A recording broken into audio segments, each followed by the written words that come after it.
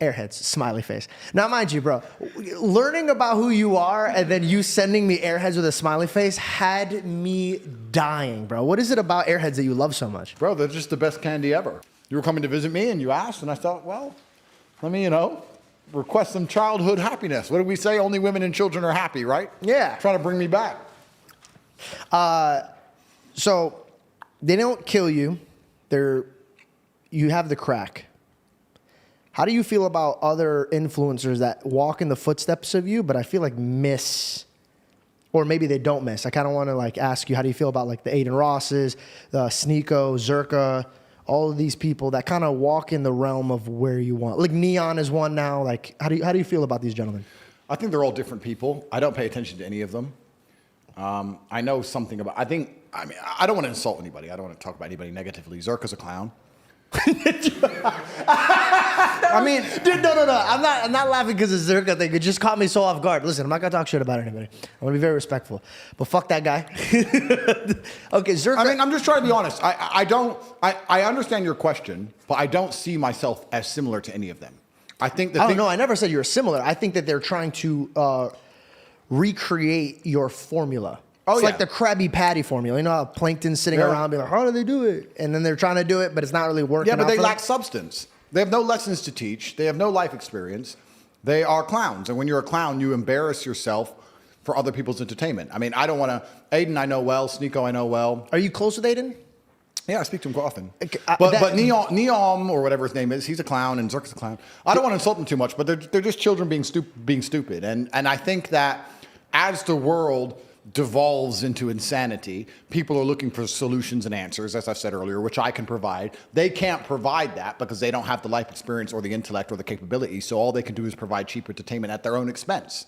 When you're a clown, you embarrass yourself for other people to laugh. Yeah, and the Joker effect. Yeah, and it's a completely different subsect, but I do feel like there are some people who are trying to follow in my footsteps, and imitation is certainly flattering.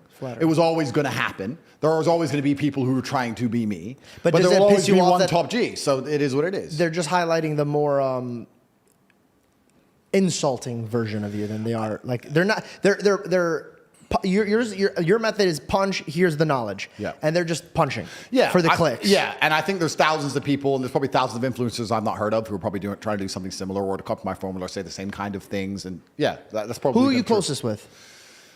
Social media realm. Is it Nelk? Is it Aiden? Is it who is somebody you relate to and you could fully have a conversation and enjoy yourself? You know what's interesting? The Nelk guys are super cool. And I've met a lot of guys, and Aiden was cool. I've met Aiden, met Sneeko. But you know what's actually really interesting? I don't talk to anybody. I've realized this. In fact, there was a conversation about this inside the War Room a few weeks ago, and we're talking about how a lot of influencers cross-pollinate for views and stuff, right? They I'll do a show with him, and he'll do a show with me, and then we'll go to his house, we'll do a show there, and blah, blah, blah. Podcast is obviously different because it's a podcast show, but outside of podcasts, I don't meet anyone, ever. If I can get 1 million views with me and Tristan in our home with an iPhone. I don't talk to anybody. So I don't have conversations with anyone. I don't meet anyone. I'm far away. I'm in Romania. I can't leave. I don't really want them to come here. I don't want to have to entertain them. I'm quite isolationist, and my friends are the same friends I had 20 years ago. I don't have any new friends. I don't talk to any new people. I don't know this because they're necessarily bad people as such, but I just think we're on different paths, different missions. I genuinely believe I'm waking up and trying to make myself the most excellent version of myself. I have the same standards for the people I love and my children and my family and my women, and I have the same standards for my fans. I don't want any fan of Andrew Tate to have ever lost in any realm. This is the thing that's interesting. I see these other influencers, right? Let's say these other influencers, some random influencer comes along and he sells some random garbage, a crypto, and the crypto loses a bunch of money, for example.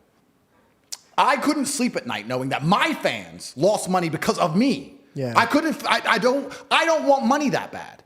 I would rather all of my fans say, you know what, you can say what you want about Andrew Tate, but since I listened to him, my life has only gotten better. Nothing bad has happened to me. I go to the gym, I feel better, I feel motivated, I feel happier. I joined his school, it cost $40, it was cheap, I'm making money now. What's there bad about Andrew Tate? Every single thing he told me to do benefited me. And I really think I'm on this path to excellence. And when I see all these other influencers, and I don't want to say names, and I'm not throwing shade, and I'm not trying to start internet beef, because that's what they're going to try and do, to try and get clicks off my name, because they're not relevant without me, and I don't give a fuck about any of them. Just don't name them. All these people, what they're doing is, the way they're acting doesn't inspire anybody to be brilliant. going in the street and yelling like an idiot, running around with half-naked girls and being entertaining and doing all this garbage they're doing. Nobody looks at that and goes, I want to be a better man. At all. They look at it and they might laugh. Yeah. They might think it's funny. It might get views. Entertaining, no substance. Yeah, it's no substance. And that's why I think my brand is quite unique, because it's very substance-driven.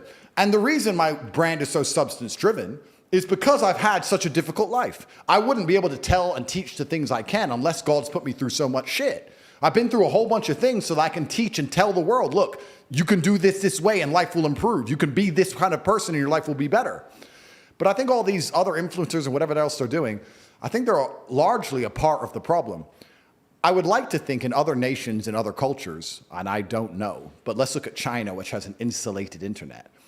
If they have a brain, and I've heard this is true, I don't know if it is, but they make sure that their algorithms, the people who become famous, are musicians and mathematicians and engineers. They don't allow their algorithm to promote the idiots because they want the youth to be inspired by people who can do math extremely quickly or play the violin. I've heard about at 8th this. grade. Yeah, that makes sense to me. Now, it is the Matrix to a degree. Of course, it is censorship and it's governmental control. Yeah, but we're doing the same thing, but promoting the opposite. We're promoting insanity. So then you go down the rabbit hole. Why? Who? What's the end goal? Why do we want children to wake up, go on their phone and tune into a stream of some geek loser screaming at the top of his voice in public? Who is doing this? Why are we trying to dumb down the population and permanently distract them with absolute garbage? Because I truly believe that is, you talk about God and we talk about faith. To be a disciplined religious person, the word is discipline. It requires discipline. It takes discipline to read the Bible. It's not going to be screaming kids. It's not going to be flashing images. It's not going to be as entertaining as a stream with 30 naked girls. No, you're going to have to sit down, pay attention, read, focus, reflect, try and find the lesson in the parable, get confused, read it again, ask for help. You're going to have to study. That takes discipline. As we're destroying the new generation and removing their ability to focus on anything, removing their ability to be disciplined, you're taking them from God. Most of these children today are so messed up from TikTok, they can't even focus on one page of a book, any book, because all they do is scroll. Have you ever seen someone on TikTok, how fast they change video? Yeah. Their minds are gone. You can't even sit them down and teach them anything. Whose fault is that? Hear me out.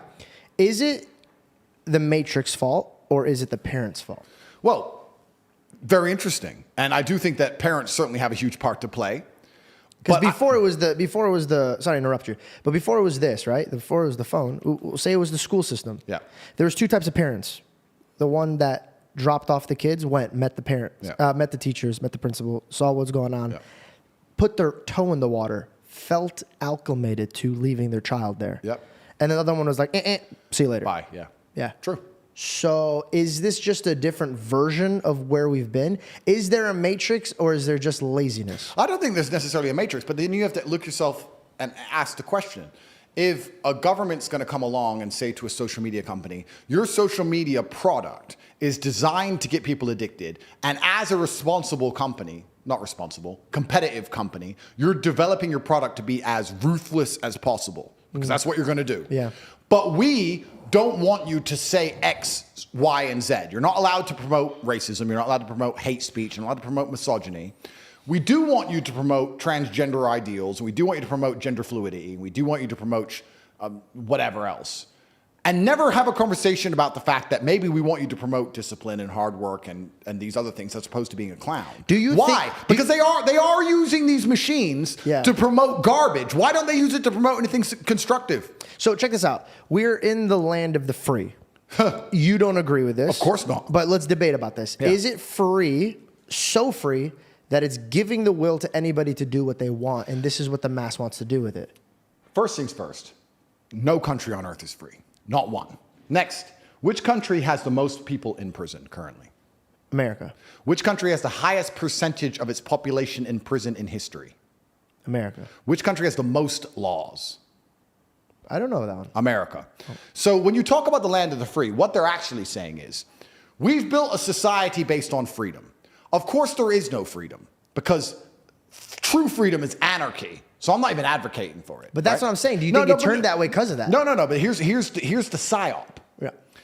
Every single country has its own version of their restrictions and rules. When I go to the UAE, I feel very free because I can say anything I want. I don't want to say the things that would land me in jail. If I insulted Islam or insulted the leaders of Dubai, I'd go to jail. Yeah. But I don't want to. It doesn't cross my mind. So I speak and feel free. In America, if you go to America and you talk pro-LGBT, pro-agenda, pro-democrat, pro all these things, you think you're in a free country because you're saying all the things you're allowed to say. If you start saying the things you're not allowed to say, you'll learn that it's no more free than Saudi. It's just there's a different set of rules of what you're allowed to say. So what we have, please let me make this point pertinently clear. Your ability to speak freely is directly correlated to your insignificance. When nobody listens to you, you can say what you want. If you get a platform and start talking, you will learn very quickly how you're not allowed to say what you want because people are listening. You're free to talk in an empty room. You're not free to talk to millions of people who are paying attention to you. So what we have now in the West is a society which is only linked and only bound by this false idea of freedom because we don't no longer believe in a flag. You look at Russia. All Russians respect Russia. They all respect the Russian flag. They respect the Russian identity. You can be Christian, you can be Muslim, but we are Russians. And when they're attacked externally, they unify as a Russian people. America doesn't have that. Half America hates the flag. They've turned the colors against each other. They've turned the religions against each other. They've turned the political parties against each other. Nothing unifies. When a house is divided, it falls. Yeah, house is divided, it falls. Nothing unifies America besides the illusion of freedom. So, when you have the most controlled nation on earth with the most laws and the most people in jail, and the only thing that's preventing absolute anarchy and unifying the people is the illusion of freedom, how do you do that? What you do is you make sure that nobody's free to do anything important, like speak about important issues, but you allow people to be free to do dumb shit. So you allow them to be as free as they want to chop their dick off, change their name, change their pronouns, and be clowns. So then you could say, well, we're a free nation. Look how stupid this idiot gets to act. And you sit and say, well, I don't want to do that. I want to talk about the educational system, and I have a large podcast, and everyone's listening to me. Delete him. Ban him. Whoa. First Amendment. No, ban him. Oh, he's still talking. Oh, there's demonstrations. Jail. Well, I thought we were in a free country. Oh, you are free. You can chop your dick off. But I don't want to do that. So the whole thing is a scam. And only the Western countries even promote this idea of freedom. And it's a scam freedom, as I've just described, whereas other nations don't do that. Saudi Arabia will not say, we are a free country. They will say, we are God-fearing. We're an Islamic country. We don't care about freedom. We care about worshiping God and living true to God. Now, I actually, as a person, like the rules I understand. Even if I were to play a game I don't particularly like, right? Even if I was in a situation, even if I don't like the rules of life. Let's say you made me move to some random country, Kuala Lumpur. I don't know the rules of Kuala Lumpur. But I have to move there. I don't even know what that is. Yeah. But I have to move there, and you give me the set of rules, and I read them. I'll respect that. What I don't respect is going to a country and reading the rules. First Amendment, freedom. I'm like, oh, cool. And they get you. It's a mirage. It's a mirage. So at least in other nations, you know the rules. You wouldn't go to Moscow walking around with a fuck Putin t-shirt. No. No, what? See, you know the rules. Yeah. So that's the biggest illusion that's going on. So when you're talking about we have so much freedom, absolutely and utterly not, sir. I'll disagree with you on that point. There's no freedom at all. In fact, there's less freedom there is in other places, and you don't even know what you're free to do anymore. Depending, you can riot if you're BLM, but if you're the Republicans and you riot, ooh, jail. Well, I thought we could peacefully demonstrate. I thought we could demonstrate. I thought we could protest. It's a democratic country, right? No, you can't protest anymore. There's protests in France. They're all getting locked up. It's all a mirage. It's all garbage. What is now unifying the West? Because we don't even have God anymore. And this is one of the things that's interesting when you talk about Christian versus Islam. Ironic how everything started coming about when we did take God out of it. Completely. But now we have Christian nations. And they don't feel Christian to me. They don't look Christian. I mean, I could walk around with a fuck Jesus t-shirt in a Christian nation. I wouldn't do the same thing with an Islamic nation with the Islamic prophet. You know, I respect I wouldn't do it with an Islamic prophet in a Christian nation. You're still toast. Yeah. So they won't put up with it. They won't put up with it. So that's the thing that's so interesting when you start to analyze people who are atheistic and go, God's stupid. You don't need God. They're not even smart enough to look at the big picture and realize without God, there's nothing. Yeah. You have nothing but anarchy and chaos. And I tell you, when 10 armed men turn up at your house and start raping your wife and putting a gun to your head, you'll wish God was there. You'll be praying then, Mr. Atheist, Mr. fucking tough guy. Then you'll start talking about God. And it could have been prevented in the first place if society was preserved, if there weren't dickhead atheists like you talking godlessly. That's what these clowns don't even understand. Without God, there's nothing. It's all a joke. It's perfect that you say that because every man knows God when he's at his lowest place. Oh, they were praying on that submarine. Woo! They got the candles out.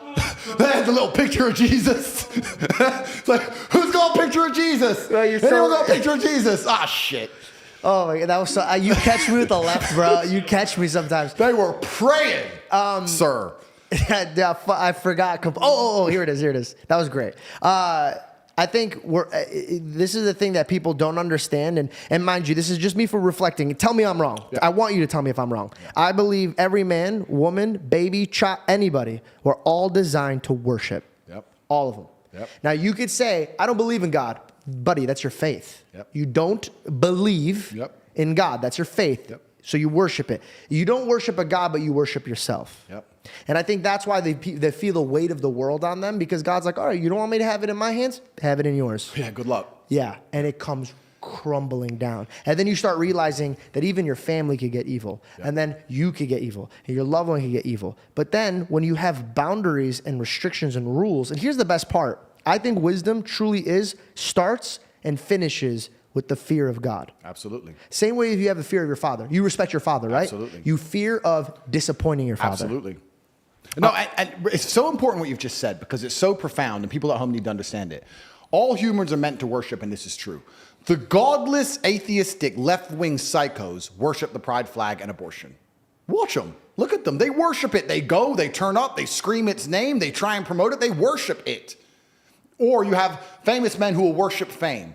Or worship their girlfriend, worship their wife. If you believe in God, you're not going to worship your wife. You're going to respect your wife. You're going to do your very best to do good by her. But you worship God. You're not going to allow a woman to trounce all over you. You're like, no, sorry, we live godless. We live within certain boundaries within this house, and we're a religious household, and you're not going to do that. Otherwise, we're not going to be together anymore. This is how it works. We're a religious household. Yep. But everybody worships something. Yeah. By talking about being an atheist, you think you're just showing the world how smart you are and that nothing's above you, but it's absolutely not the opposite. Now you're showing that dumb shit's above you. You're worshiping fame, you're worshiping clicks, likes, money, some other person, some human. It's garbage. It's crazy to me that, I talk about OnlyFans girls, and no disrespect to them. And the reason why I have no disrespect to them is because I believe that I was blessed with a home that teaches me about making decisions for my future. Yeah.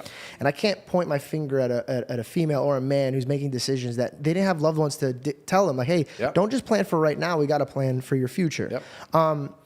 Everything starts in the home. Yep. And if you notice, 90 or so crazy percent of people that are in prison, they don't have a father. Yeah. And there's a lot of situations that stem from not having a good example in your life. Agreed. So let's circle back to the home, right? We can't control the government. We can't control the matrix. We can't control the schools. Yeah. But we can control what goes inside and outside of this home. Yep. And that's a very powerful, powerful, powerful thing that people are not circling around. But only if the man is the man of the house. Yes. Only if he is not feminized. Only if the Matrix has not empowered the woman to the point where she thinks she's too good to listen to the man she's supposed to be with. Hey guys, just a reminder that the merch is out for a few more days, so if you haven't got a chance to go to theheartofdavid.co, go ahead and click the link in my description, or you could shop on YouTube. Thank you guys so much, and I hope you guys enjoy the rest of the podcast. What is the foundation of a strong house? Well, it's got to be the man. Okay. But it's the family unit. Men and women are different, and they're supposed to work together and do different roles to come together and combine and become the most powerful force. If you destroy the roles, if they no longer combine, if they no longer fit together, everything's broken, which is what's happened in the West now. I actually find it fascinating. And that's why I'm called a misogynist, by the way. I'm called a misogynist for saying there should be a man of the house. Because they're mistaking leadership with higher value. They're mistaking leadership with detriment, and they're mistaking leadership with oppression. And it's such a psyop that they're doing, because they're coming along and saying to women, any man who says he's responsible for you and tries to guide you is oppressing you.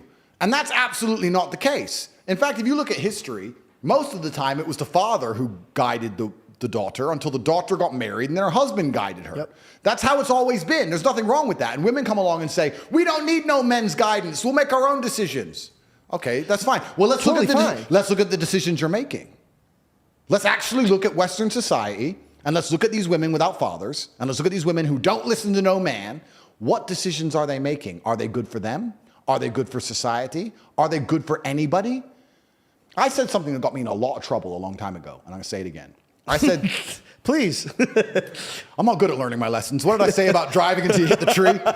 What did I say? Okay, go ahead. I said the world would be a much better place if women had to walk around with their body counts on their foreheads. Oh, I remember. You got smoked for that. Everyone lost their minds, but not because they're like, he's a misogynist, because they're too stupid to extrapolate. Because I say something abrasively to shock people, and the intelligent ones will look at what I say and extrapolate the lessons from it. Like we talk about the Bible. You read the parable, but you have to sit down and analyze what it actually means. Yeah. What I'm talking about is female promiscuity. If women had to be far more careful and more selective with who they slept with, this would inspire masculine excellence now. You can't be a loser with a little bit of weed and get a chick over the house. You have to be a better version of a man. You have to be the kind of man who can provide for her if she gets pregnant, for her to even consider sleeping with you, because that number is going to go up and she's going to be judged for it. And women don't like being judged.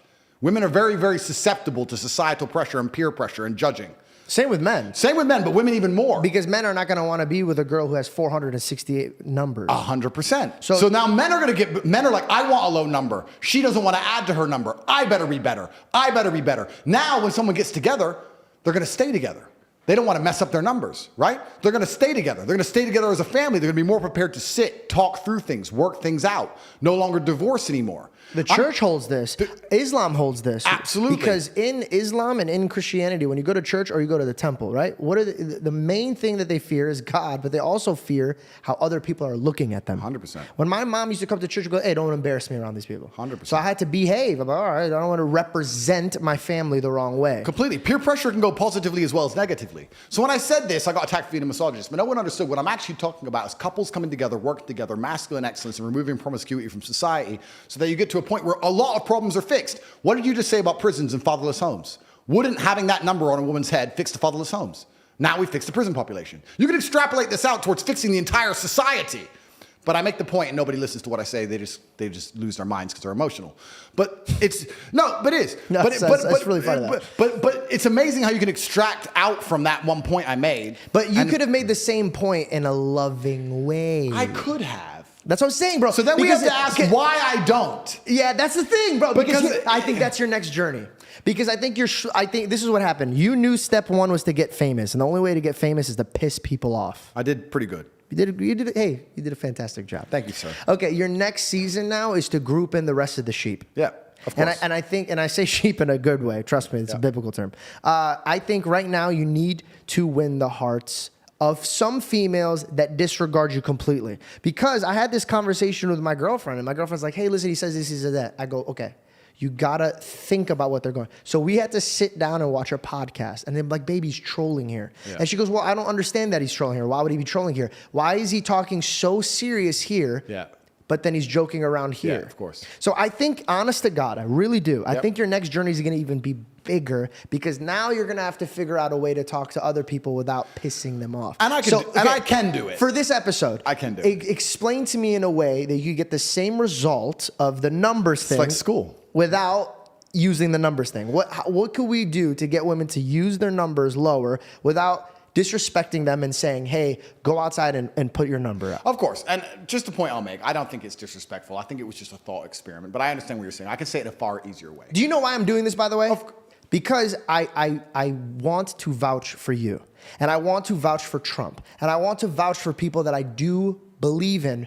But it's really fucking hard when you're going around saying, these bitches need to have fucking numbers on their head. And I'm like, motherfucker, Tate, stop saying that. You know what I mean? Like, I'm trying to vouch for you. So if I have to come out here and literally come out here, fly out here 16 hours, I want to sit here and say, dude, I am with you. Yeah, but I'm trying to be with you, waiving my morals and my integrity. I'm trying to bring in even the people that we think are stupid, they're still worth saving. Oh, completely understand. And I'm also very prepared and aware that I can say things in a far nicer way. I agree with you. It's not accidental. I am aware of it.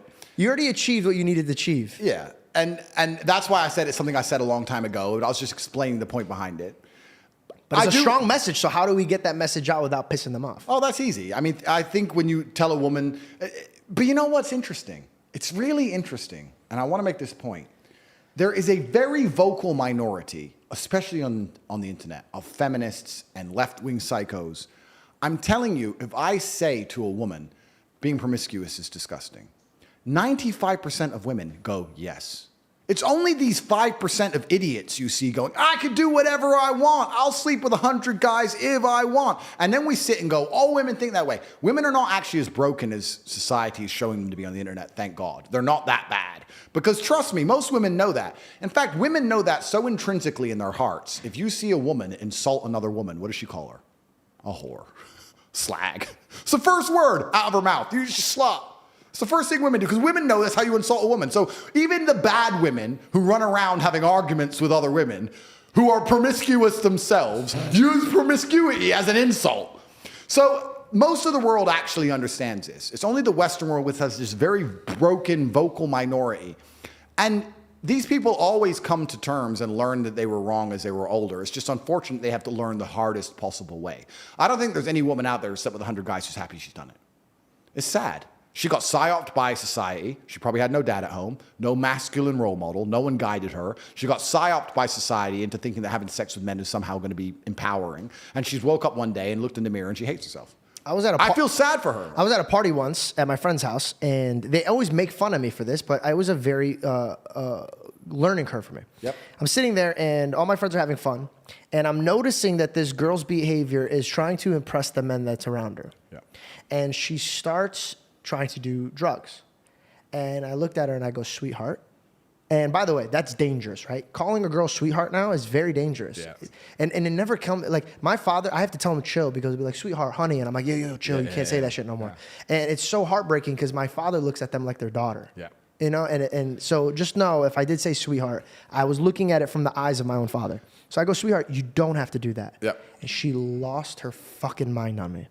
And she started freaking out. And everybody's like, yo, you can't say that, blah, blah, blah, this and that, right? Okay. She freaks out, leaves, and she says something that broke my heart. The man was like, listen, you got to go. You're freaking out. You're causing a problem. They're not going to kick me out, right? Yeah. They're not going to kick me out. Yeah.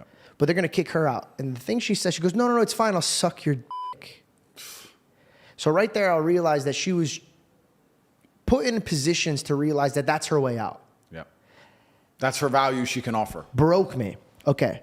The next day, I asked the gentleman, I go, hey, man, what happened to that girl? He goes, dude, I'm going to be honest with you. I haven't heard from her, and I'm trying to hear from her. I'm freaking out. So my heart drops. I go, hey, if that girl killed herself, I'm going to really, it's going to take me a lot to get out of that. Yeah. Because I'm going to know that weight was on me. Of course. And then I start going back. Should I have pulled her aside? Should I have done this and that? Finds out she put herself in rehab. It took one person to question what she was doing for her to question what she was doing. Yep. If you feel like somebody you love or your neighbor is doing something that you know in your heart, hey, man, like you don't need to be doing that. We've been put in positions to be like, don't be that guy. Yep. But be that guy. Because you have no idea how catastrophic her life could go off on if you just asked her one fucking question. That's right. Hey, man, what are you doing? Yep. You don't need to do that. Peer pressure can work positively also. That's why I circled back to that. And it's actually very interesting because when somebody knows you're right and they know they have a problem or they know they've been wrong, they usually react with anger. That's why she got so angry. Because she knew you were right. She was defensive. She was defensive. I realized that the worst women parts do of that me, the most. I do that the most. And by the way, I'm a very feminine guy. I know that. I grew up with like a sister. I had a lot of girls around me. During COVID, I was locked up with 6 girls. I thought that was the coolest thing in the world. Turns out, so sensitive afterwards. Everything was hurting my feelings. Everything. You are who you hang out with, bro. You know how many times I'd be like, how dare you? And then I was like, all right, I need to chill the fuck out. You know what I mean? Like I always wanted to conversate about shit. Like, how do you fucking feel about like? And like, I realized maybe his feelings don't matter, and I need to move the fuck on. Yeah. But I found that really funny. Okay, so we circle back to the leader of the house. Okay, what else is the foundation of a good home? How can a man who doesn't have a father, who's made mistakes, who hears your voices, now you move the anger, can now properly understand the language of love, that you're coming from a loving place. He understands. What's his first step? Well, I believe in actionables. In fact, actionables is probably the word I type the most on my phone. Actionable? Yeah. Maybe if I press A, actionable comes up. Because when someone tells me anything, my answer is actionable. So if they come along and they say, Andrew, the Matrix is attacking you. They're deciding they're going to print a new story saying you've done X, Y, Z, and you're going to be accused of X, Y, Z, da-da-da. I don't like, oh my God, that's terrible. Why would they do that? Da-da. Pointless, completely actionable. What do we do about it? What can we do about it? If nothing can be done, then let's just put it in the this is going to happen bank and let's consider it for future moves and let's stop talking about it. If something can be done, what can be done? Who's going to do it? How long is it going to take? All I care about is actionables. So when I talk to people at home and I have all these young guys, I get thousands of emails a day, thousands of DMs a day. People go to my website, CobraTate.com, they message the live chat all day, every day looking for help. How do I sit and try and explain the very nuanced and complicated subjects of life and masculinity to 16-year-olds who I've never met in a nation that might be completely different to mine geographically, politically, and socially? And I believe you do that by giving them actionables, giving them things you can do. So I sit here and I say, and when I preach the things I preach, I want people to understand why I've chosen them. I don't think anyone's life will get worse if they train hard and get stronger. I don't see how your life can detriment from that. Maybe you could find some extreme scenario, but as a general rule to everybody, go gym, you're a weakling, go get strong. Yes. I think that's a good general point. Same thing So with... first is to fix your temple. First point, absolutely. The first point is to improve your body. It's the first thing you can do. So when you're asking me, the man who has no father and he wants to live a good, righteous life inside of his home, I don't know all of his background. I don't know his capabilities. I don't know his mental state. I don't know where he lives. I don't know anything. But I know that if he gets stronger, he'll stand a better chance of doing it. Because you also learn mental discipline by doing that, which is also a good thing to learn. When I teach people saying, listen, you need to go become as rich as possible, the reason I'm doing that is not just so that you make money, which is the time and energy of other people. It's also all the lessons you'll learn along the way. You're going to learn how to manage people, manage staff, manage stress. You're going to learn how to talk confidently and go to meetings. You're going to learn how to be organized and on time.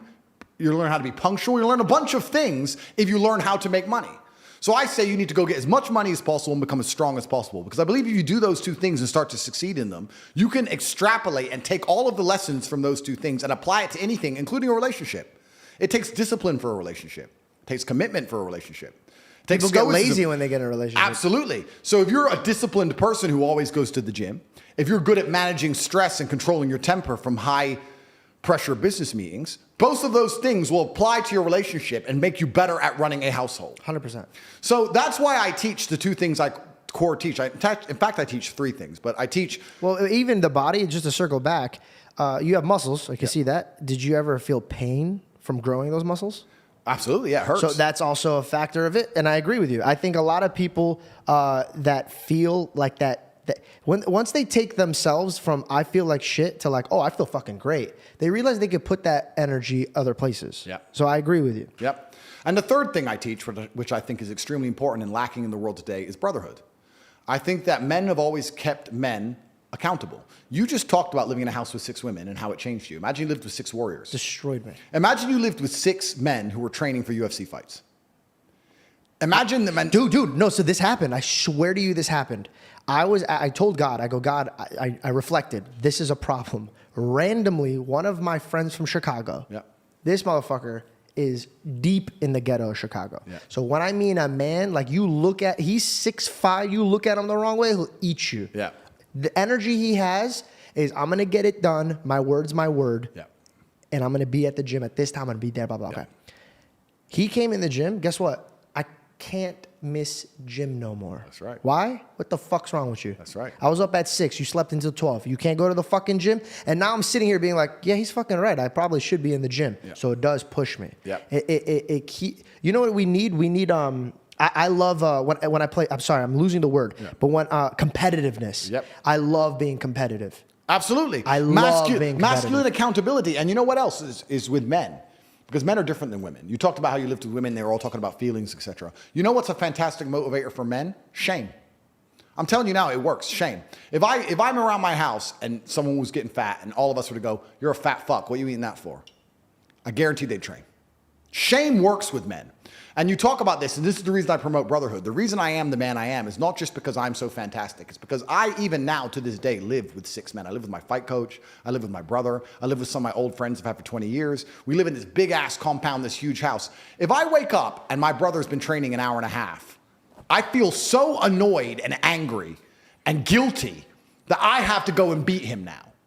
So that competitiveness keeps us constantly at edge. People say me and Tristan are best friends and our brotherhood is fantastic, but it is based on competitiveness. But we don't compete against each other. We compete to prove to each other we're a good teammate in the battle against the Matrix. How do you get there? Because I've seen a lot of men get torn up by that. Yeah. So how do you get to a healthy way where we're competitive, but it's not going to destroy our relationship? Well, you have to understand that there's enough outside enemies. You have to put your ego aside and say, look, there's enough people who already want me dead. We're the same blood. Can't we at least unite against all the people who want me dead? I want you. I'm in competition with you, Tristan. I want to beat you to prove to you I'm a fantastic teammate to you, as opposed to I want to beat you because I don't like you. And it's a different mentality. And we'll sit there, and my brother and I are in constant, endless competition, but it keeps us sharp. So masculine competition is super important, which is why it's the third thing I teach, which is brotherhood. You are the sum of the 5 people you spend the most time with. If you find some guys who have their game right, your game's going to get straight. It's as simple as that. And I think if you take any man on the planet, in any situation, in any scenario, and you tell him to become as strong as possible because of all the lessons he's going to learn, become as rich as possible because of all the lessons he's going to learn, plus obviously being strong and rich are benefits, plus find a network of brotherhood of men who are accountable to themselves, and by extension, accountable to you. If you're accountable to yourself as a man, you're also accountable for your friends. I don't want loser friends. I don't want dickhead friends. If I had a guy I really liked and he started being a dickhead, I'd try very hard to fix him. And if I couldn't fix him, I wouldn't be his friend anymore. I'd say, stop that. We don't do that. Why are you doing that? What are you crying about again? Why are you acting that way? Come on, let's go train. I don't want to train. But we always train. Come on, let's go. And then after a while, I'd be like, he doesn't train anymore. Get him out. Bye. Go get eaten by wolves. That's the unfortunate reality of the world, because I'm the sum of the 5 people I spend the most time with. I don't want to wake up one day feeling terrible and going, but he's missing the day and I might miss the day. His poison will get in my brain. I have to resist it. So if you get a brotherhood, masculine brotherhood, and you're accountable for yourself and for them, you're going to be able to do nearly anything. I've conquered the whole world with those 3 things. All I do is train as hard as possible, try and make as much money as possible, and I have men around me doing the same thing. You train every day? Every single day, 7 days a week. You don't give yourself a rest? 0. I don't believe in rest. Explain that. I rest when I'm asleep.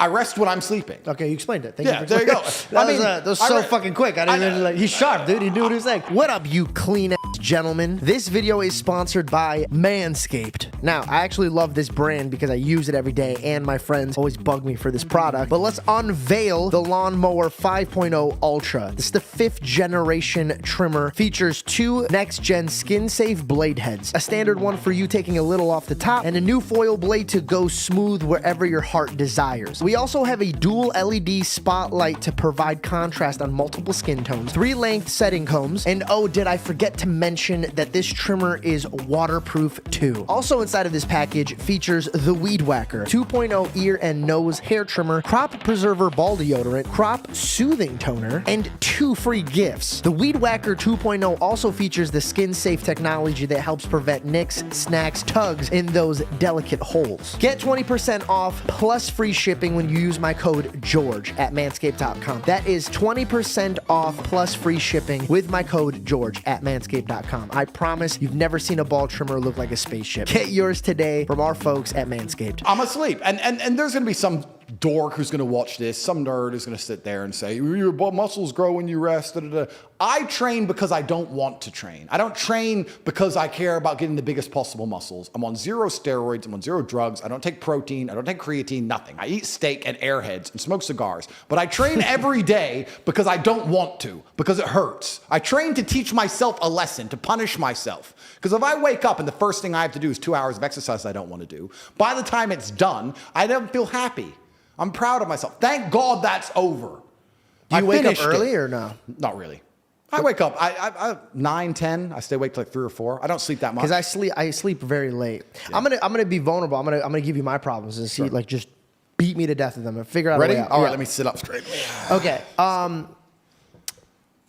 I took on accountability, right, for those other things that I was dealing with, made me gain weight, depressed, couldn't, I had a problem saying no, and I had a problem walking away from people that I love. Yep. Handled that. Right now, there's this thing on my table. It's called marijuana.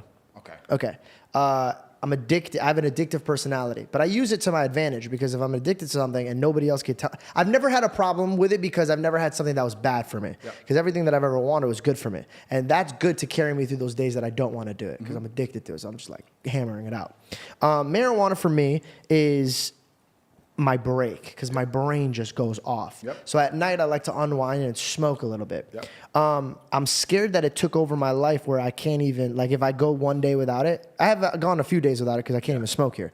And it doesn't affect me anymore that way. But my dad said this, he goes, you have a problem with moderation.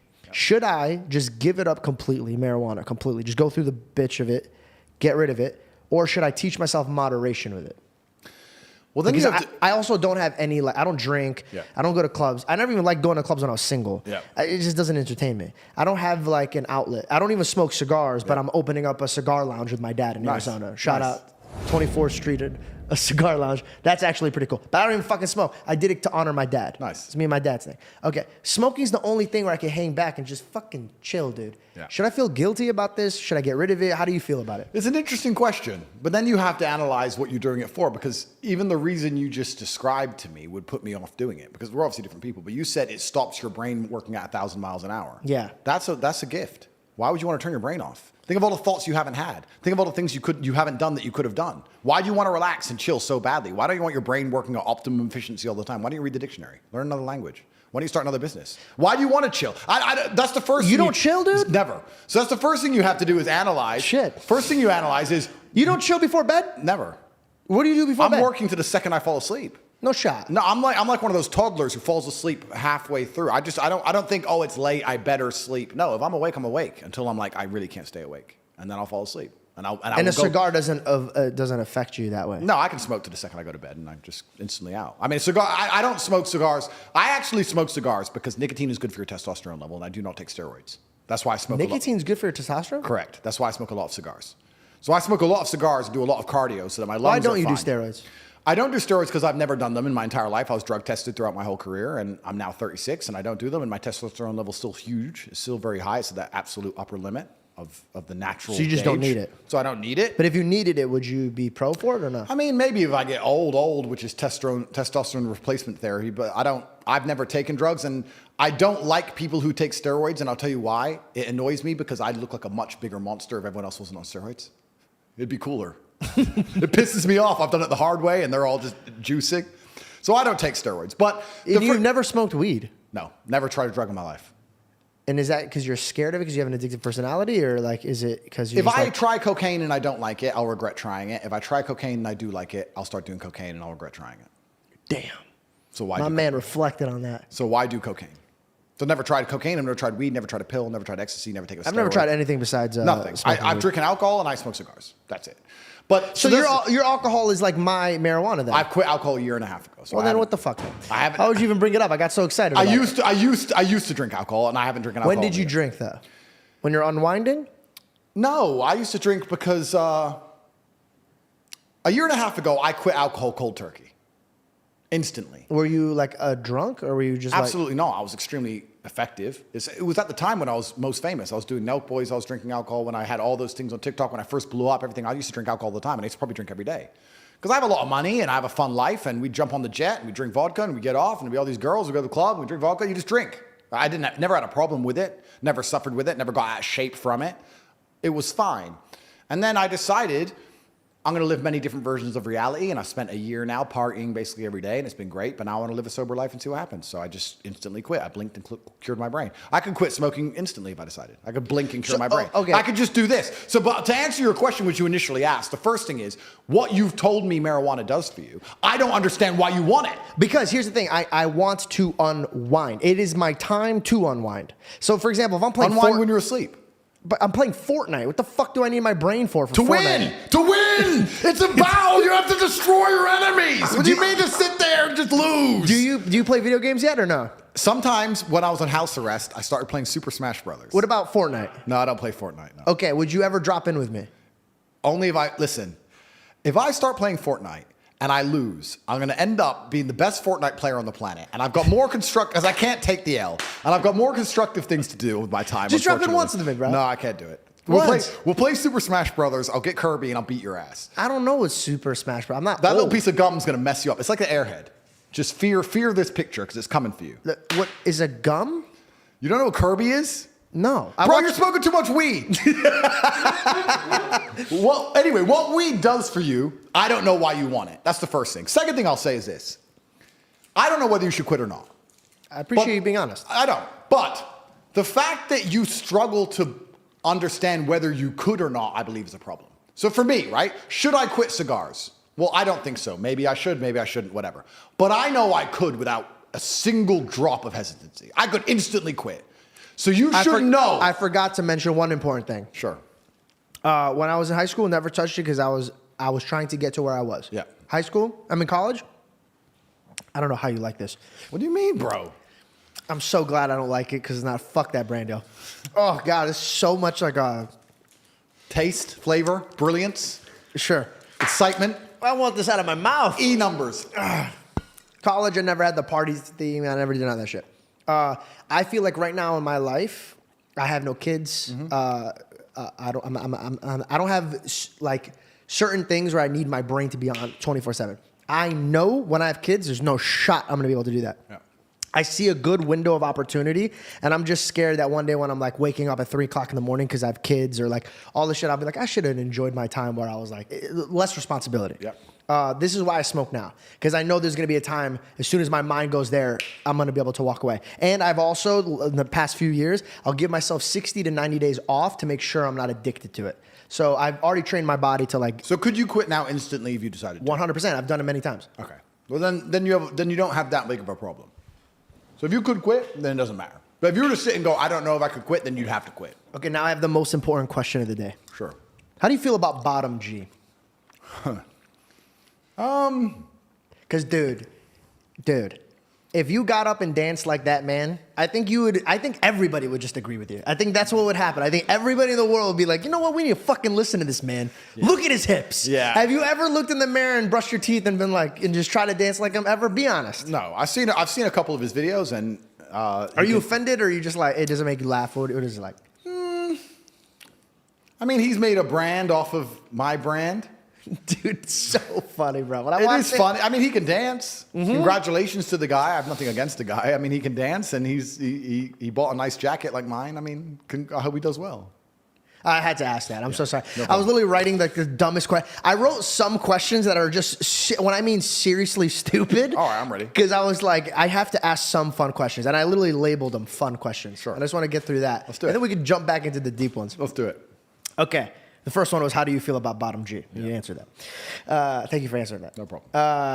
Okay. I already asked that one. Actually, it was the Sneeko and the Zerko. That was actually part of my fun questions. Okay. Okay.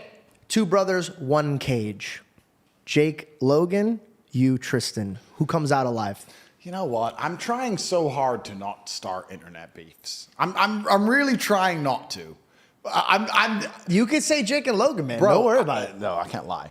Bro, I'm going through life. I'm trying to live peaceful now. I've got Fed agents in my house. Matrix is after me. I'm just trying to live peaceful. But of course, I have absolute faith in myself and my brother, and I know what we've been through, and I know the kind of men we are. Okay. I just had to ask, you know? I understand. Okay, now, you're away on a long trip. Yep. And you have to leave your daughter with 3 people. Okay. Candace Owens, Patrick Bet-David, Donald Trump. Okay, well, I'll choose Candace because she's a woman. I trust them all. That makes sense. I trust them all. Do you have a son? I have a lot of children. I don't say how many, but a lot. You just have a flock. Yeah. If I had a son, then it'd be if it was my son, it would be Patrick or Donald. Yeah. It'd be hard to but choose. you have to pick for the son. Then I'd pick Patrick because I think Patrick also has young sons, and it'd be good. I think it's good competition. He's a great father, bro. Yeah, and it'd be good for them all to be together and like wrestling and fighting and Dude, boxing. Fuck, man, he's mastered being a dad. Yeah. After our podcast, I went to his house, had dinner with him and his father. Yeah. Bro, I'm not for him and his family. Bro, I was like mesmerized, and I was so eager to have that life, dude. He has a great life, bro. No, there's nothing better in life than children. You'll never regret children. No matter, you can say, I don't feel ready. I don't know that. when they turn up, you'll be glad you did it. The only regret you'll have is that you didn't start earlier. Really? 100%. I'm starting to catch that fever, bro. Bro. I hate when people talk about their kids. Like, I don't give a fuck about your kids, bro. Yeah. Like, they get so excited talking about their kids, but lately I started That's why you gotta be like hear. me. See, I have no real, I don't talk to anybody, so I don't have any friends besides my guys who know me, and none of us talk about our kids. None of us, yeah. I agree with you, it is boring. Yeah, it's like, look at this picture. Like, fuck off. I barely want to talk to you, guys. Yeah. Get out of here. Yeah. So, okay, so you don't hang out with people, but you're always on this hunt to change and build yourself and build I have the same 5 people I'm with every day. What's your fun? What do you do for fun? But this is the question. So now let's look at this, okay? Let me ask you. Okay. What is fun? Fun is when you're... Tell me something fun. Something fun? I think this is fun. Except this is work. True. Okay. What's fun? Okay. Fun is when you're having a lot of joy and less work. But what if you have joy during your work? I do have joy when I work. So do I. I love working. All I do is work. And people say, why do you mean all you do is work? Because But there's you enjoy nothing, what you're doing. There's nothing else to do anyway. The only time I'm not working is if I'm fighting, which you can still consider work because I consider it training. Or sometimes I'll drive one of my 53 cars in a circle. I'll go out racing around the mountains in a Ferrari, but I'll film it all and it'll end up being on the internet, so it'll end up being work. Yeah. So what do I do that's not work that I enjoy? I mean, I look at people who are having fun, and those are the people who I don't believe are chasing pride or chasing happiness, and I feel like they're wasting their lives. Trying to have fun, trying to be happy is the biggest waste of life. You know what I saw the other day? It's remarkable. You're not going to believe this. I saw thousands of people take drugs and stand close to each other in a big sweaty pit, like a bunch of peasants, and jump up and down listening to a song they could listen to on YouTube for free. And they paid money to do it. It was called a festival, and it was disgusting. And I see these humans stand there. I'm like, what the fuck? No wonder you're fucking broke. You're an idiot. You're dumb as fuck. You're a moron. Like, festivals are crap. Concerts are crap. Clubs are crap. What's fun? Nothing's fun. The only thing that's fun is masculine achievement and being respected for being monumentally successful and competent and crushing your enemies with your brutal brilliance. Turning up and saying, I'm going to make more money than all of you. I'm going to be more famous than all of you. I'm the best. Watch me. And winning. That is fun. And then the only thing... that's video games, but you're doing it in real life. I'm doing it in real life. I have no time for games. House arrest, we found a few hours. Now I'm back out here in the real world. Everyone must pay the price. But even then, the only things that I find fun now, the only thing I do for fun is, okay, I'll take my SF90 around a circle. That's a $700,000 car. My fun's expensive. I need a lot of money to even find anything I find remotely entertaining. A beautiful friend of mine, she's in Bali, and she's like, I can't wait till we're free. We're going to go to Bali, look at this villa. Da, da, da. I'm like, if I went to that villa, do you know what I would do? I was like, what are you doing there? She's like, oh, I'm doing yoga, and I had breakfast, and then I'm looking at the forest, and we're going to go see the monkeys. Da, da. So if I went to Bali, do you know what I'd do? I'd sit on my laptop. I would turn up at the villa and go, which room's mine? Okay, laptop. Coffee, please. Coffee, laptop. It'd be the same as Romania in Bali. And when I go to Dubai, it's the same. That's what I do. I work. And I want to make this very clear to people because I find it amazing when people say they don't have motivation. I have people come to me and say, I want to get rich. I don't have motivation. I want to work harder. I said, how can you not have motivation to get rich when somebody like me with a head start like mine is still working 18-hour days every single day, 7 days a week without having a day off? I'm going to crush you. You don't stand a chance. I will beat you. And you're just going to sit there and perpetually lose because you can't find the motivation to crawl up out the mud and stay a bug until you end up in your 15-minute city getting your 17th injection like a dummy, like a useless eater. All I do is work. Nothing is fun. I don't have fun. I don't even understand sports. I don't understand the concept of fun. The only sport I ever did was beating the shit out of people. Is that fun? Why did you get into fighting? Because I was a chess player. And chess and fighting are remarkably similar. Very. You have to know what your next move is going to be countering his next move. And there's no luck. If you lose, you made a mistake. There's no such thing as a lucky punch. If I'm losing a fight, or if I'm beating some guy up, and he hits me with one shot and knocks me out, and people go, that's a lucky punch. He's trained his whole life to punch people in the face, and he punched me in the face. You call that lucky? I call that good. I think it was a very good punch. Excellent. Probably his best punch of his career. No such thing as lucky punches. Same thing with chess. If and you also lose, you left your guard down. Absolutely. It's my fault. Same thing with chess. Brutal self-accountability. If you lose, you made a mistake somewhere. How do you learn that? You have to go back, reflect. You have to watch the game back, play the game back. Where did I make the mistake? You don't blame your opponent. You blame yourself always in chess. It's self-accountability. So when I stopped playing professional chess, I decided to move over to fighting because they're very similar. It's one-on-one. It's not a team sport. So that's why I chose to fight. But I never considered fighting fun. I never took it as, ha, ha, ha, this is fun. I was out to hurt people, for real.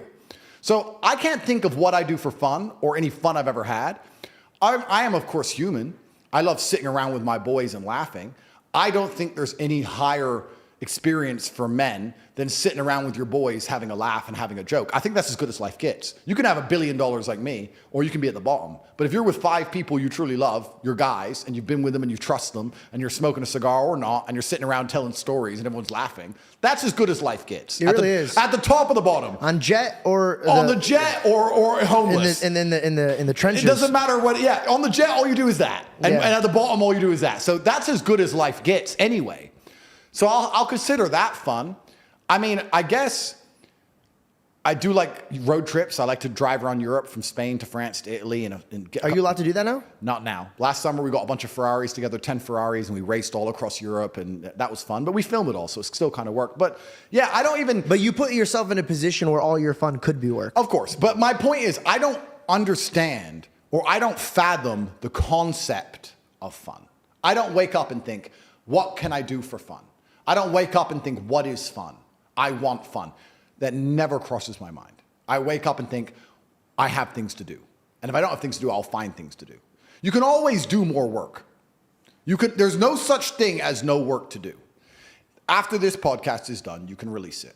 And you can make X amounts of clips. That's going to be done. And then you could watch it back and you could analyze every word you've ever said and you could find a way to say it differently. You could look at dictionary and find new words and you could learn them and you can memorize them all. Then you could sit down and you could rehearse it and use those words and sentences to make sure you pronounce them correctly and you don't make any mistakes. Then you could always do more work from the same thing. The work is never ending. The money is never ending. So you have to find joy in your work. You have to find purpose at least. I don't know if I even find joy in my work because I'm stressed and annoyed. I'm furious all the time. What do you mean we've made $1.3 million today? It's a joke. Flip the computer. But it's you have to conquer the earth. Why? Let's talk about this. Why did Genghis Khan wake up and think, you know what? What can I do for fun? Well, I can play this instrument. That shit. Play the instrument for me. Diddle-dee-dee-dee. Boring. Okay, let me fuck this girl. Fucked her. Let me fuck her. Oh, kid number 84. Boring. What's there to do? You know what, guys? Let's all get our horses and let's just ride over there and whatever we find, let's just take it. Why? Because it's the instinct to conquer. It's inside of a man. It's been dumbed down by the Matrix. They try and numb you. They numb you with entertainment. They try and put you in the festival crowd. They numb you with shit food. They numb you with depression, all this other garbage. But truthfully, if you're a man, you look in the mirror, what will make me happy? My empire will make me happy. That's why Alexander the Great did what he did, and Julius Caesar did what he did, and Genghis Khan did what he did. They didn't have Google Maps. They didn't know where they were going. They just said, no, we've decided we're going to go take shit from other people and show we're the best. And that's what we're doing now, the successful men at least, in a financial sense. Why am I making money? I have nothing to buy. There's nothing to buy. I have it all. I have 4 Kernan's eggs, a Rimac, a Bugatti, 53 other cars, 40 properties. There's nothing to buy. I'm just taking it from other people. I'm winning the game. I'm conquering.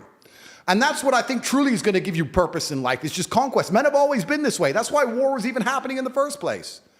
The Mongols raided Vienna. How long does it take to ride from Ulaanbaatar, Mongolia, on a horse to Vienna, Austria, across all of Siberia? And they were still mad enough and bored enough to go, nah, we need that city over there. That's the masculine essence, and it's been numbed down inside of people. Do you think they were ever considering fun at any point during this conquest? Because I don't think they were. Well, do you think they were just trying to dominate others? I don't think it's about trying to dominate. I think that inside of every single man, there's a God-given. I think that the entire world was built by this God-given drive to conquer. And to conquer doesn't always mean dominate others. You can conquer the sky by building a skyscraper. You can conquer by building roads. You can conquer by construction, not only by destruction. You conquer by turning up to a new territory and having a beautiful family and creating children. I think that's inside of every single man. I think it's been dumbed down by the Matrix, but I'm uninterested in fun. I don't understand the concept of fun. Fun is for women and children. All the women around me have fun. Last night, I went to a restaurant. My brother and I, 3 or 4 friends, maybe 25 of the most beautiful women you've ever seen in your life. We sit down at this table, all this fancy food comes, all these bottles of champagne come, everyone comes, the girls are laughing, drinking, everyone's having fun. Never at any point during the entire experience did I have any fun. I sat down on my phone, checked how much money I had, again, did some work, replied to important people, spoke to my fight coach about training and important things, spoke to the war room about important things in Conquest, spoke to my legal team. Everyone around me is having fun. I'm getting things done. It looks like I'm having fun. But never did I ever for a second feel fun. And I didn't want to. I didn't try and join in the fun. I didn't try and go, yeah. No. I pay for it all. You all have fun. I'm going to do this. And I say this. I say this all the time to the people I care about. Your life is fun and my life is stress, but you are mine. That's how it works. You're my woman, so you're allowed to have fun. And my life is going to stay stress, but you are mine. I have my fun via proxy by making sure everybody I love have fun. I don't want any fun. So you have fun in providing. I provide fun, but I don't have any fun. I don't even have fun in providing fun. It's just my obligation. Everyone around me has fun. I'm working. And I cannot explain to people at home. Does Tristan have the same mindset of this? Or does he like to have more fun? He likes to have a little bit more fun than I do. I can see that he looks a little bit happier. But it's not happy. This is the point. I want to make this very clear to the people at home. I don't want anyone at home to think that I'm unhappy or depressed or miserable from this. This is just how I view the world. I don't want to have fun. I don't know how else to say it. I don't look at fun and go, I'm missing out. I look at fun and going, I'm glad they're enjoying their fun. It's like food. Do you want this cake? No. Well, everyone else wants it. I'm glad they want the cake. Cake tastes good. That's great. But I don't want the cake. I want something else.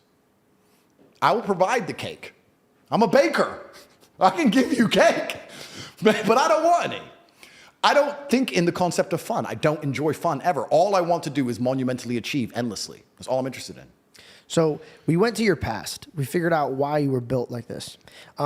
We talked about the dilemma and the obstacles that you've overcome. We talked about moving into the next season. What do you feel is your next season? And also, I don't know if this parlays, but the training, talking to your trainer, and you're training as much as how I see Jake train for his fights. Why? Are you preparing for a legitimate fight? Are you wanting to go back into that? Or do you feel like the world fight's already big enough and you don't need to go back into the cage for that? Yeah, a lot of it depends on what happens with this Matrix attack in regards to fights, but I'm always ready, and I've always stayed ready. So I could fight tomorrow. I'm that ready. But I enjoy it, and I enjoy feeling ready. Even though the process is suffering, I enjoy to feel ready at all times, hence why I'm always training. In regards to what the next stage is, well, I have personal goals as well, outside of my internet goals and my career goals.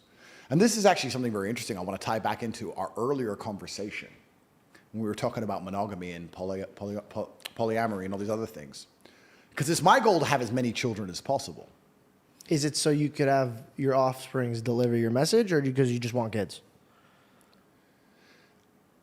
You want like mini disciples running around and being like, if you have you have an empire, you need heirs, right? Yep. If you have a large empire, you need a lot of heirs, right? Mm-hmm. So I want at least 25 children. So what do you think? Oh, you're trying to be Nick Cannon out here. Yeah. So what do you think from a religious perspective about someone who is destined on having as many children as possible, but obviously to do that, he would need more than one woman? Do you still think that's a sin? Ooh. Well, I think putting your needs above God's is a sin. So you need 25 kids.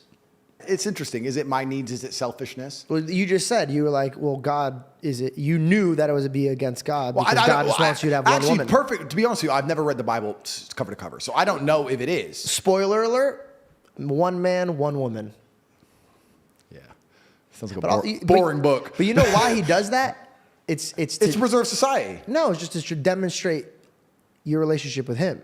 Because once you stop, okay, think about this, right? Yep. You love a woman, yep, and you provide a family, yep, a covenant, yep, a kingdom. But then you get to the point where you're like, I need more. This is what Adam did with God. I need more. Don't you feel like, let me ask the question from another way. Don't you think the good people and the intelligent people of Earth need to be having kids at least at the same rate as the idiots? I mean, we have a population. No, it's a great question. It's a great question. And we can also look at this. We can take it away from the religious argument and look at it another way. We have a serious population crisis in the West. If you want to, I don't know if you know about this, but there's a huge demographic collapse incoming. And the reason we have these mass numbers of immigration and the reason our cultures are collapsing is because we no longer reproduce at the basic rate of sustaining a population. Mm-hmm. So 2 people are supposed to have 3.7 kids on average for the population to increase. But how many people do you know with 4 children? Very rare. None. So 2 people have 1 kid, population goes down. 2 people have 2 kids, population still goes down because people die. People die in car crashes, these kind of things. So we have huge problems from a socioeconomic point of view because you now have people living longer because of medicine. They have longer pensions, longer retirements. They need to be paid for. You're supposed to have a huge tax base of young people working. We don't have anyone having enough children to sustain the tax base. So what the people in charge of the world are doing is saying, okay, well then we need to import third worlders to sustain this entire pyramid scheme we have, this Ponzi scheme of you working your ass off so you can retire later. We need to import third worlders who are going to work for pennies and they'll pay taxes so we can sustain it. But that's why all the cultures are collapsing. So you look at this, very interesting.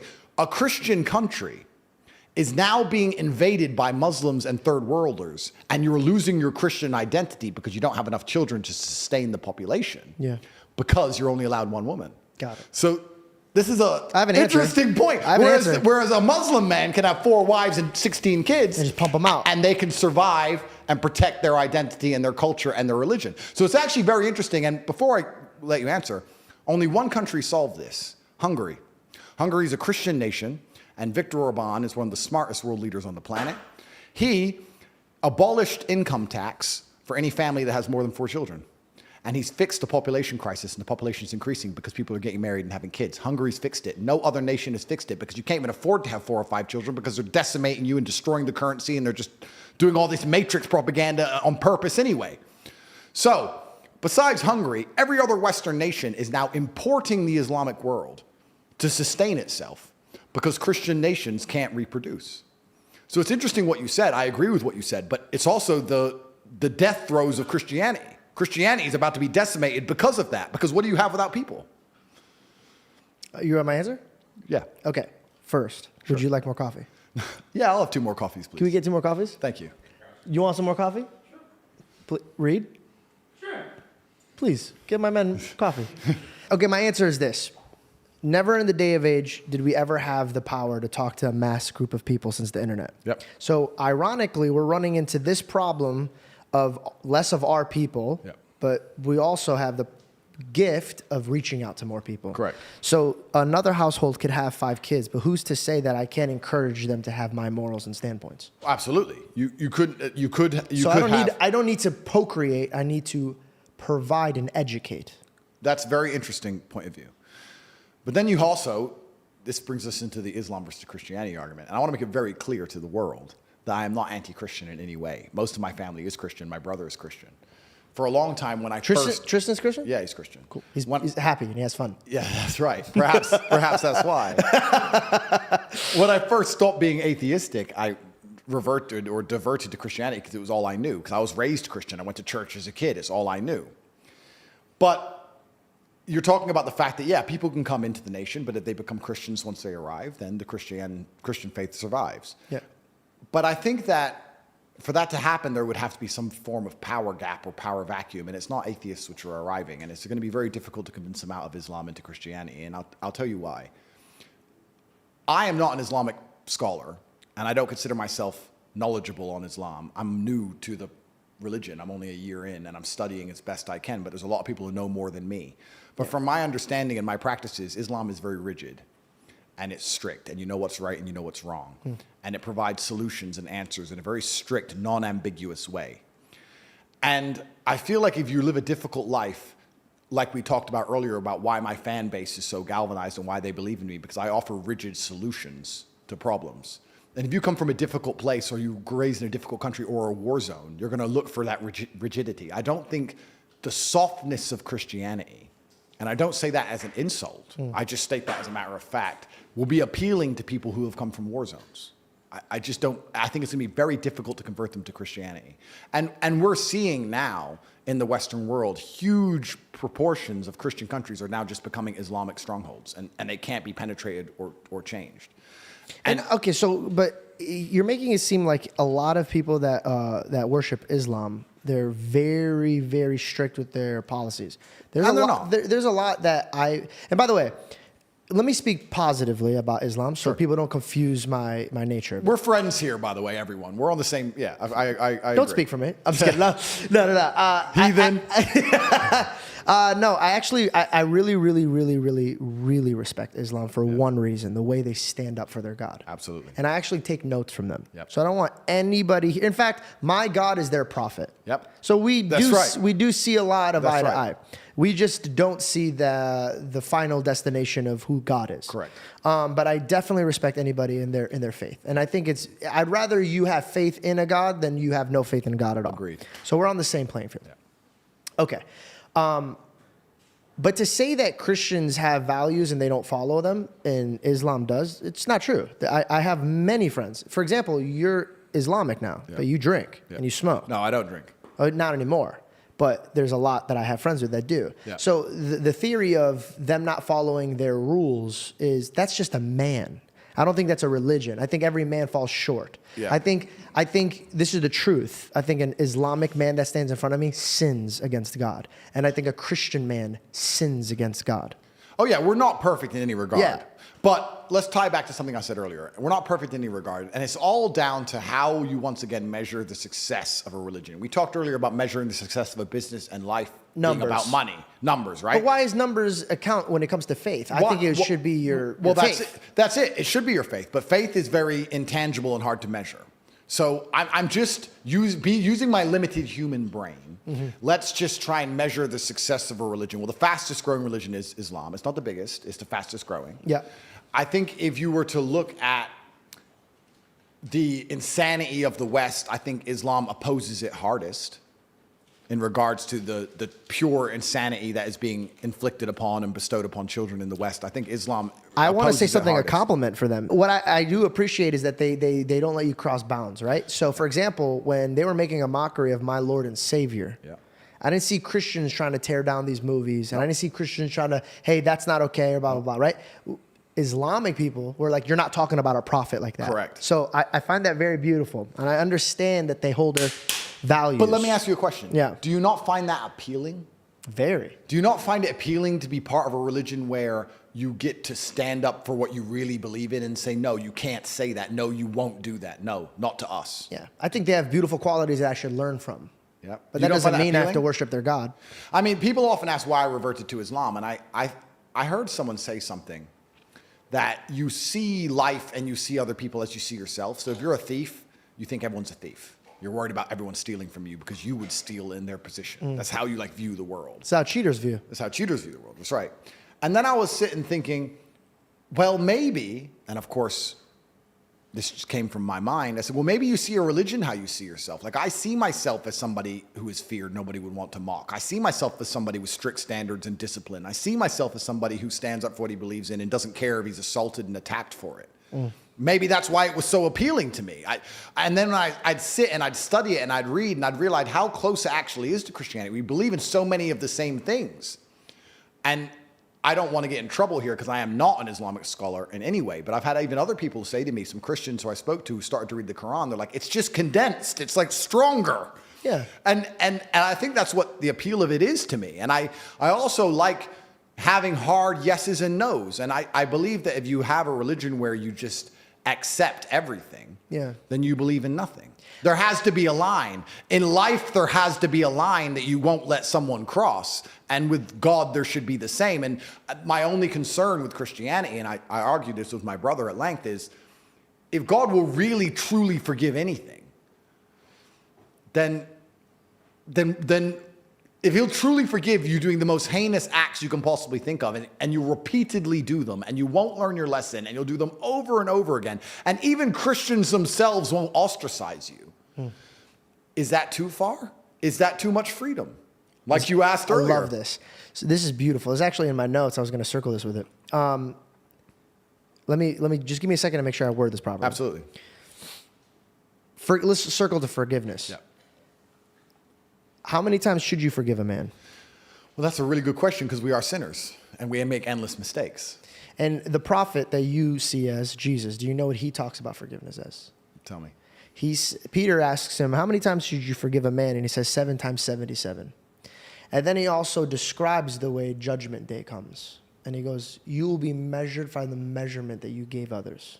So the way you looked at your brothers and sisters, that man wronged you, but you said, you're dead to me. You're debt, I don't even want it. Yep. That's how you'll be measured. Yep. But here, let me circle back. Repentance isn't doing the same sin over and over and enjoying it and asking for forgiveness. That's why God doesn't judge your actions, like I said. He judges the reflection of your heart. Yeah. So if I sinned against you, there's two types of men. Andrew, dude, listen, I'm a police. Andrew, I messed up, dude. Like, I'm so sorry that I did this, dude. I didn't mean it. This is what happened. And you could see the stress in his eyes from him hurting you. Hey, Dad, I know you told me not to do this. And I was with my friends or, hey, Andrew, my bad, bro. Yeah, it won't happen again. Yeah. This fucking guy. Yeah. There's a difference. Of course there You is. can't hide your heart from God. Absolutely. So that's why I say only God could judge. And I remember what I was going to say about your God and my God, right? I believe that if there is a God out there, he wants you to come in the same direction that I'm going, the vice versa. So I think I never want to debate religion ever, because then I'm trying to disprove your God, and that might be holding your heart, and I don't want to do that. I agree. But what we could do is I say, I'll pray to my God, and you pray to your God to open up one of our eyes and hearts.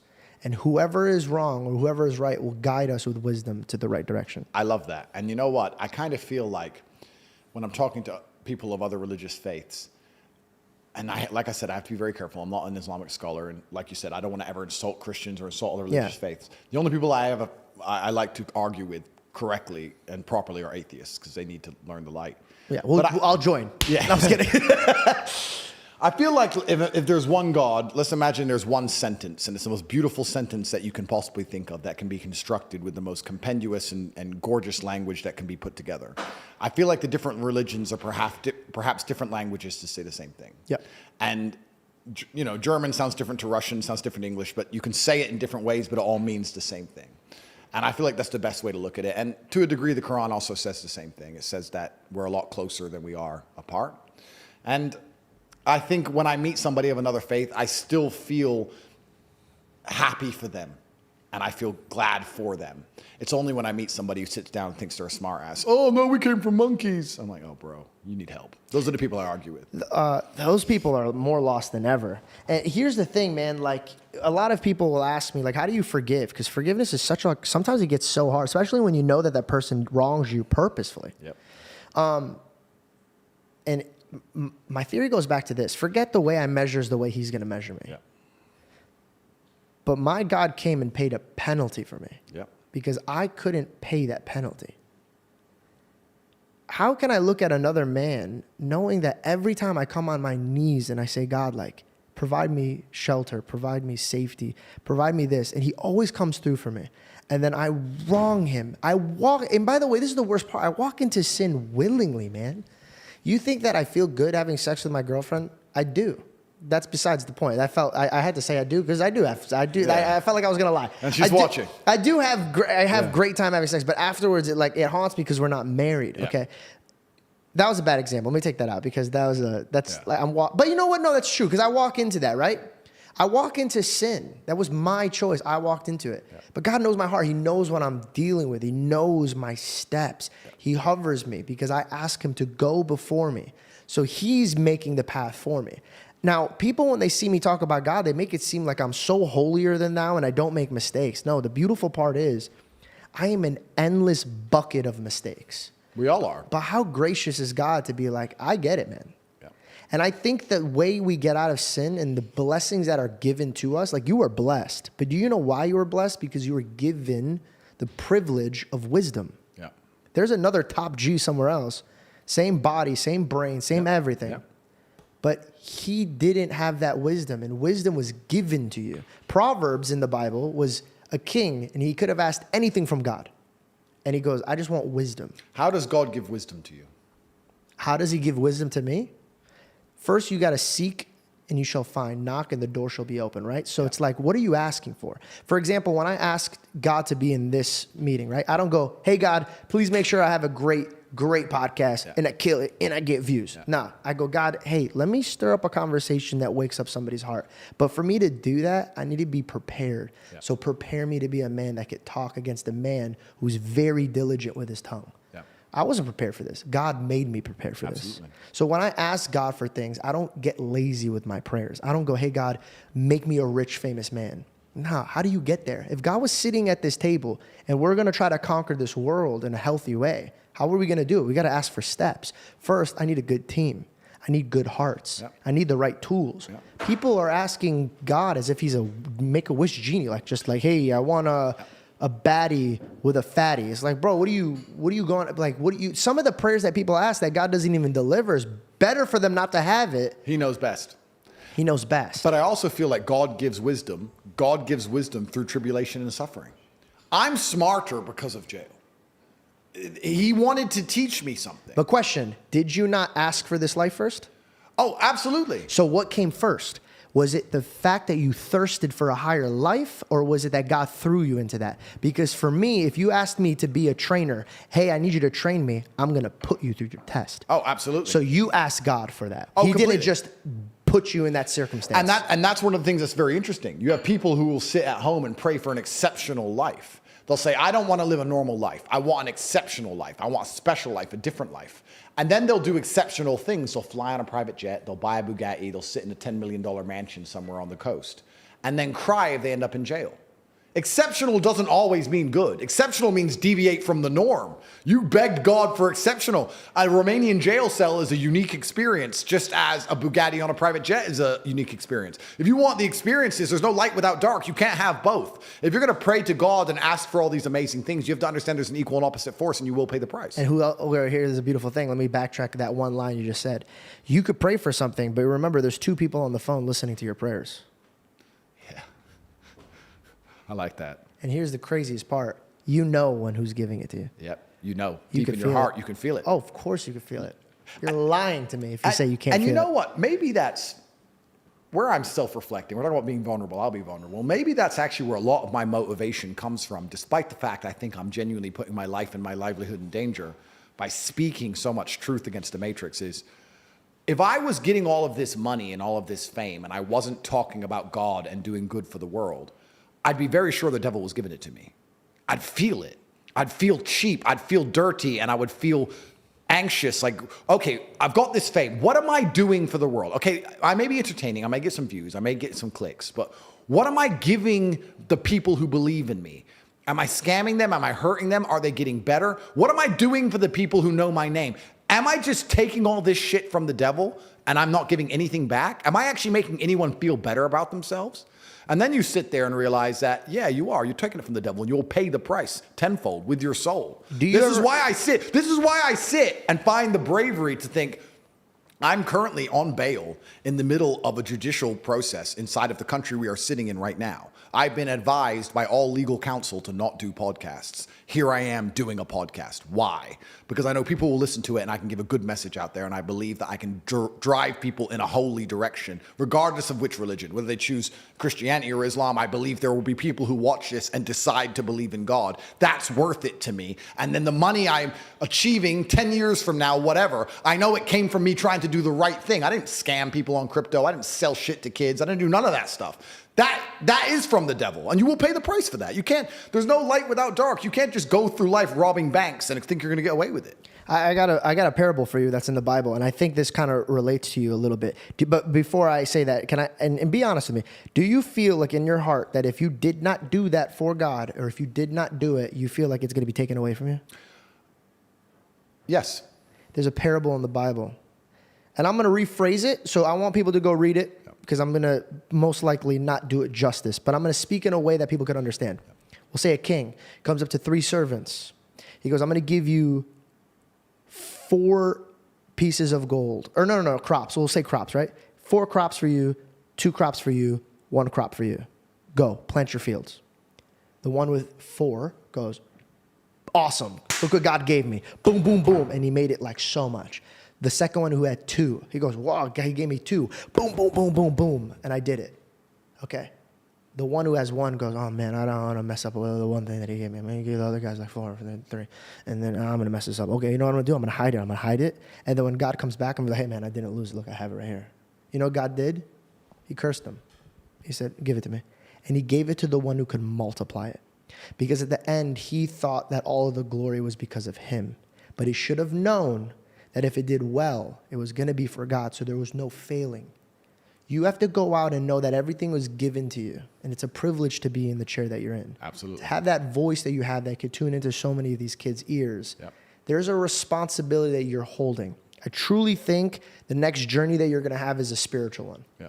I think it is. Oh, and you're completely right. And when you asked me the question that I said yes to, the reason I said yes is if God gave me this platform and then I acted a coward and I was afraid to talk because of the Matrix or because they came for me or because I'll lose my money or because they'll lock me up, I would pay for that cowardice. You would give it to the one who's not a coward. You'd give it to the man who's not a coward, which might be the reason they gave it to me in the first place.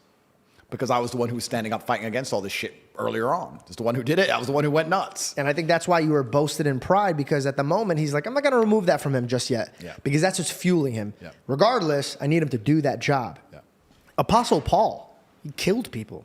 He was killing Christians. He just destroys this Christian that was a disciple in front of him. And that Christian was like, this is so predictable. Look at you guys. He goes, you guys have done this on and on and on. And then God took Paul and made him one of the greatest disciples. This is an ongoing thing that people don't understand. It's usually the people that God, the humans would be like, God would never use that guy. And then there's like, oh, use that guy.